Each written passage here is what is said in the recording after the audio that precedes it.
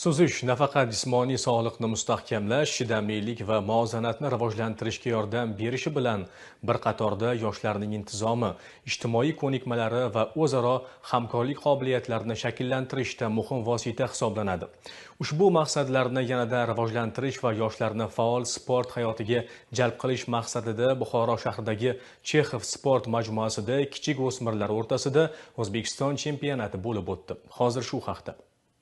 Yurtimizda sog'lom turmush tarzini shakllantirish, aholi, ayniqsa yoshlar o'rtasida jismoniy faollikni oshirish bugungi kunning eng muhim vazifalaridan biri sifatida e'tirof etilmoqda. Shu maqsadda davlat va jamoat tashkilotlari tomonidan ommaviy sportni rivojlantirish, turli sport turlarini keng targ'ib qilish, sport infratuzilmasini mustahkamlashga alohida e'tibor qaratilmoqda. Ayniqsa suv sporti turlarini ommalashtirishga katta e'tibor qaratilmoqda. Shu bois kasaba uyushmalari va sport tashkilotlar bilan hamkorlikda suv sporti mashg'ulotlari, suzish va eshkak eshish keng yo'lga qo'yildi.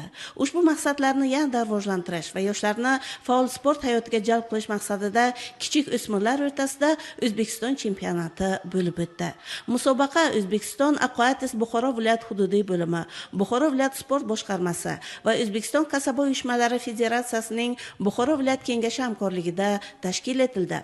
Chempionat davomida yosh sportchilar suzish bo'yicha mahoratlarini namoyish etishdi. Suvdagi harakatlarining nozikligi, ritm va hamkorlik ko'nikmalarini sinovdan o'tkazishdi. Ishtirokchilar erkin, mix duet aralash, duet erkin juftlik, solo yo'nalishlarda o'z qobiliyat va mahoratlarini namoyish etishdi. Barcha yo'nalishlarda Toshkent, Buxoro va andijonlik sportchilar yuqori natijani qo'lga kiritishdi. Eng iqtidorli qatnashchilar musobaqa yakunida tashkilotchilar tomonidan qimmatbaho sovg'alar bilan mukofotlandi. Bu musobaqa nafaqat sportni rivojlantirish, balki yoshlar o'rtasida sog'lom turmush tarzini targ'ib qilish, jismoniy faollikni oshirish va ularni kelajakda muvaffaqiyatli sportchilar sifatida shakllantirishga xizmat qiladi.